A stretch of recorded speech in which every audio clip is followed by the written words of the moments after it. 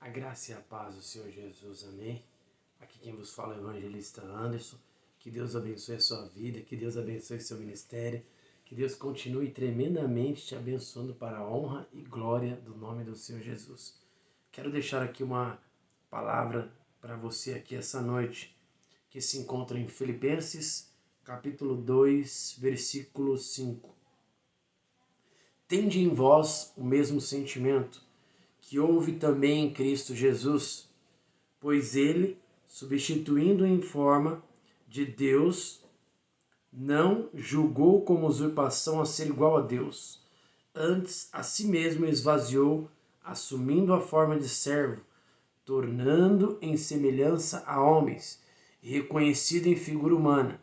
A si mesmo se humilhou, tornando-se obediente até a morte, e a morte da cruz.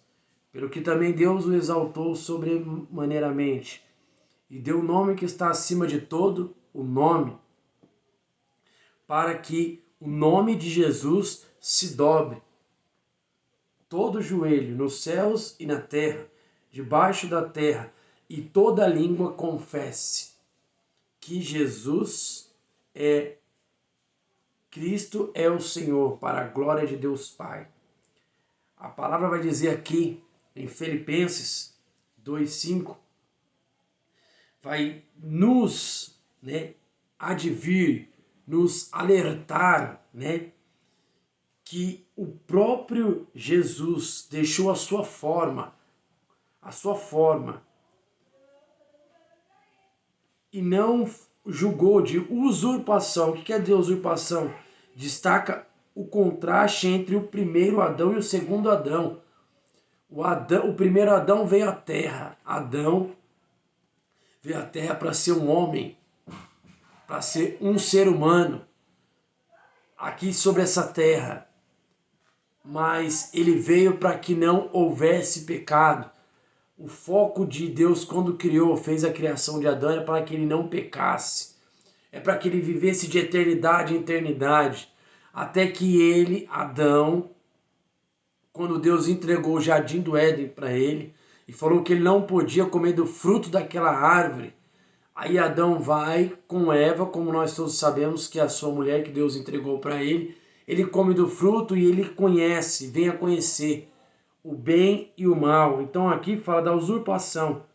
E vai dizer aqui, o 7, antes a si mesmo se esvaziou. Jesus se esvaziou dele mesmo, assumindo a forma de servo. Olha só, Jesus, ele se esvazia de si mesmo para assumir a forma de servo, servir aos homens, servir às mulheres aqui na terra, mostrar que servir não é um peso, mostrar que servir aqui na terra não é um constrangimento, não é uma vergonha. Servo, por quê? Porque ele tinha um Senhor que o autorizou a descer sobre a terra, tornando em semelhança de homens. Olha só, ele se torna servo em semelhança de homem, para descer aqui na terra, sentir frio, fome e sede, andar por essa terra, para nos mostrar o quanto ele nos amou, o quanto ele queria que nos entregou, ele se entregou para a humanidade. E diz aqui, reconhecido em figura humana, ele se reconhece, mostra ao povo em figura humana, e assim mesmo se humilhou, tornando-se obediente até a morte de cruz. Olha só, o próprio Jesus, ele se humilhou aqui, ele se humilhou, tornando-se obediente à voz de Deus, obediente às coisas de Deus, ao discernimento de Deus. Quão difícil é obedecer a Deus, quão difícil é seguir os caminhos de Deus nesses últimos dias que nós estamos vivendo. Quantas pessoas, para ser obediente, elas acham que vão perder, não, elas vão ganhar. Quantas pessoas que elas acham que obedecendo a Deus, obedecendo aos mandamentos de Deus, elas acham que vão perder, mas não, elas vão ganhar. Pessoas obedientes, a obediência, ela nos tira o sacrifício, porque muitas pessoas, elas preferem sacrificar do que obedecer, então elas perdem em vez de ganhar, elas sofrem em vez de sorrir, elas choram em vez de estarem felizes. A obediência, Jesus foi obediente até a morte, até a cruz de morte. Morte quer dizer aqui no primeiro sentido, ele foi obediente até a salvação. Jesus ele foi obediente a um propósito certo e sobrenatural.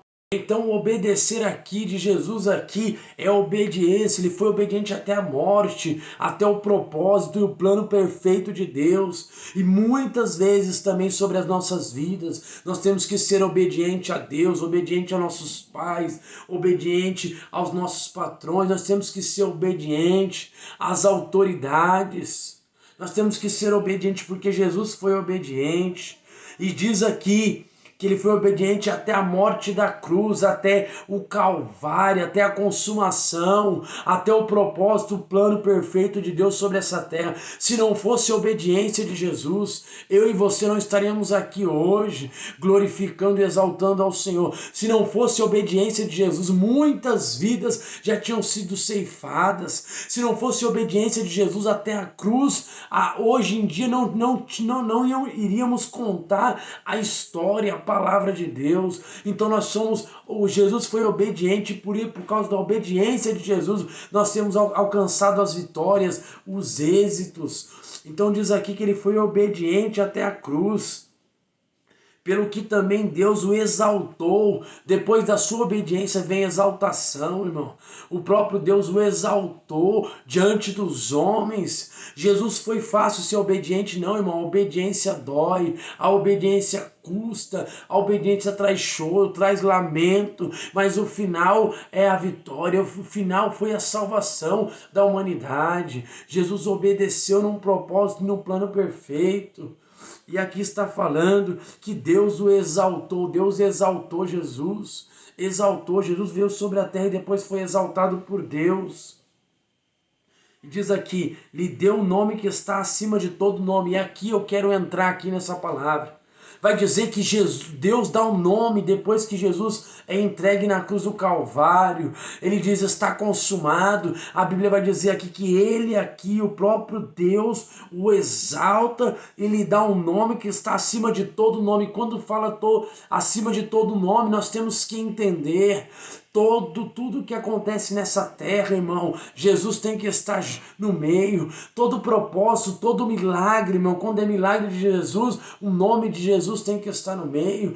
Foi exaltado sobre todo nome, irmão. O nome de Jesus tem poder. O nome de Jesus tem poder porque foi exaltado. O nome de Jesus tem poder que quem exaltou foi o próprio Deus, o próprio Pai exaltou o nome do Filho. E por ele exaltar o nome do Filho, o nome dele tem poder de mudar a sua família, tem poder de mudar o seu casamento, tem poder de tirar os seus filhos das drogas, tem poder de tirar os seus filhos do meio da prostituição, tem poder para achar o seu filho que está perdido, a sua mãe que está perdida. Ele tem poder para salvar a sua casa e toda a sua família. E diz aqui no versículo 10, para que o nome de Jesus se dobre todo o joelho. Olha só, todo joelho terá que ser dobrado diante do nome de Jesus. Todo joelho, todos vão ter que confessar que Jesus é o único, suficiente Salvador. Todos vão ter que confessar e glorificar o nome de Jesus. Talvez você esteja do outro lado aí e falando, mas eu não sirvo a religião de Jesus. Jesus não é religião, Jesus é salvação. Quem veio acabar com Jesus foram os religiosos, os fariseus, os escribas, os saduceus daquelas épocas vieram acabar com o nome de Jesus, exterminar Jesus dessa terra. Mas Jesus não é religião, por isso que todo nome vai ter que dobrar. O rico, o pobre vai ter que dobrar o joelho e vai ter que confessar, ó, vírgula, nos céus e na terra e debaixo da terra, ó, nos céus vai ter que confessar o nome do Senhor Jesus. Você sabia que nos céus pessoas vão confessar o nome de Jesus? Vão ter que saber que Jesus é o Salvador e vai ter que confessar. E diz aqui debaixo da terra. Sabemos que debaixo da terra, irmão, nós sabemos aonde é debaixo da terra. E quando fala debaixo da terra, pode ser aqui onde nós estamos, dependendo da onde estava sendo ministrado, daqui onde nós estamos, ou debaixo da terra, que é o inferno. O que a Bíblia vai dizer, que até embaixo da terra confessam que Jesus é o único suficiente Salvador. A Bíblia diz no livro de Pedro, nas cartas de Pedro, vai dizer que Jesus foi até o inferno e pregou aos espíritos aprisionados, aqueles que estavam do Velho Testamento. Jesus pregou a salvação para eles. Vai dizer o 11 aqui, eu estou terminando, e toda língua confesse, toda língua vai ter que confessar que Jesus é o suficiente Salvador da sua alma e da sua vida. Toda língua vai ter que confessar que Jesus é o suficiente Salvador da sua alma e da sua vida. E vai dizer aqui, ó, que é o Senhor, para a glória de Deus Pai. Irmãos, quando fala toda a língua aqui, está falando, seja o povo dos Estados Unidos, seja o povo da Ucrânia, de Jerusalém, do Brasil, de Portugal, de Marrocos, da Itália, da Holanda, do México, da Argentina. Toda a língua, está falando toda a língua universal vai ter que conhecer Jesus. Toda língua universal vai ter que confessar o nome de Jesus, e trazendo aqui para uma obra mais missionária, trazendo aqui para uma obra mais ampla. Está querendo dizer que enquanto o mundo todo não escutar o nome de Jesus, enquanto as vidas que Jesus tem propósito, seja na África, seja na Itália, seja na Holanda, enquanto essas pessoas não confessarem Jesus como único e suficiente Salvador da vida delas, Jesus não voltará para buscar a igreja dele. Está falando toda a língua vai ter que confessar que Jesus, o Salvador, que há um Salvador, seja na Itália, eles vão ter que confessar. E quando diz confessar, irmão, eles vão estar declarando, confessando que Jesus é o Salvador da vida dele, da alma dele, que a partir daquele momento Jesus é o dono dele, a partir daquele momento Jesus é o Senhor da vida dele. Quando está falando sobre todo nome, está falando que há um Senhor sobre nós. Quando Jesus foi para a cruz do Calvário, ele se tornou o nosso Senhor. Ele é o nosso Redentor. Ele é o que nos guia, o que nos dá direção, irmãos. Então vai dizer aqui que toda língua tem que confessar Jesus. Toda língua, seja no Brasil ou no mundo, terão que confessar a Cristo. E diz aqui, para a glória do Deus Pai. Então, Deus aqui já revelado como Pai. Olha só, irmãos.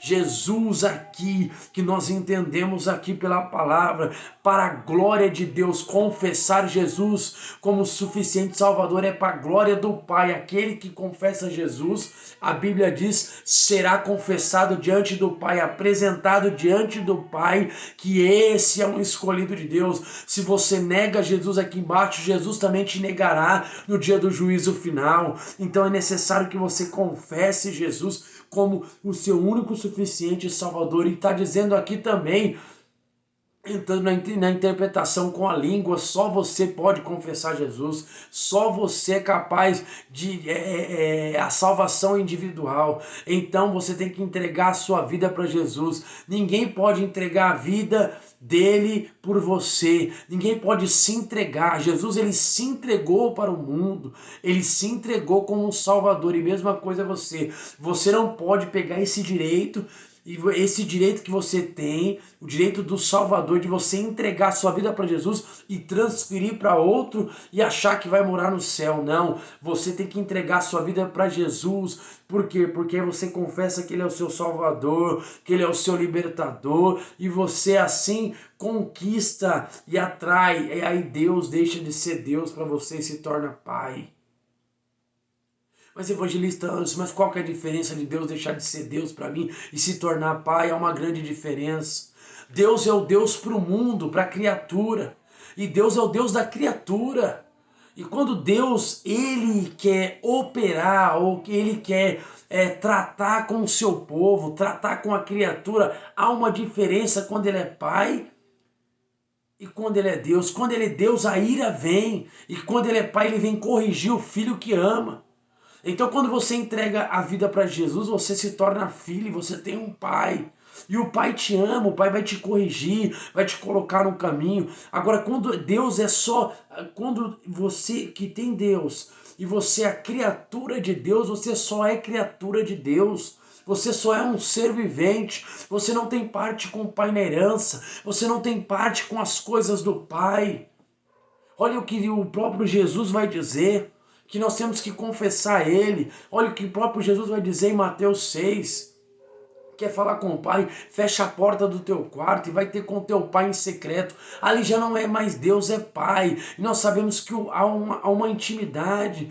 Tem que haver um relacionamento entre pai e filho. Você que tem um filho, que tem uma filha, você sabe qual que é o relacionamento. Aquele que não é filho, ele não pode chegar de uma hora para outra e sentar na sua mesa sem fazer parte da sua família. E para fazer parte da família de Deus, que se tornando Pai, nós temos que entregar nossa vida para Jesus. Eu quero terminar aqui essa palavra dizendo: Deus, ele quer se revelar para você como Pai. Ele quer deixar de ser Deus para ser Pai na sua vida. Ele quer deixar que você seja criatura para ser filho. Mas para isso você precisa confessar Jesus. Eu não sei o lugar que você mora, onde você está, você precisa confessar Jesus como o seu único e suficiente Salvador. Você precisa entender que Deus tem um propósito, o Pai tem um propósito na sua vida. Então eu quero deixar essa palavra para você. Deus quer se manifestar na sua vida como Pai. Deus quer se manifestar na sua vida como Pai e que você entregue a sua vida para se tornar filho. Fique com essa palavra, que Deus abençoe a sua vida, que Deus abençoe o seu ministério, a sua chamada e a sua família. E Deus está pronto para se revelar a você como o Pai. E você é o filho dele escolhido. Deus abençoe em nome de Jesus.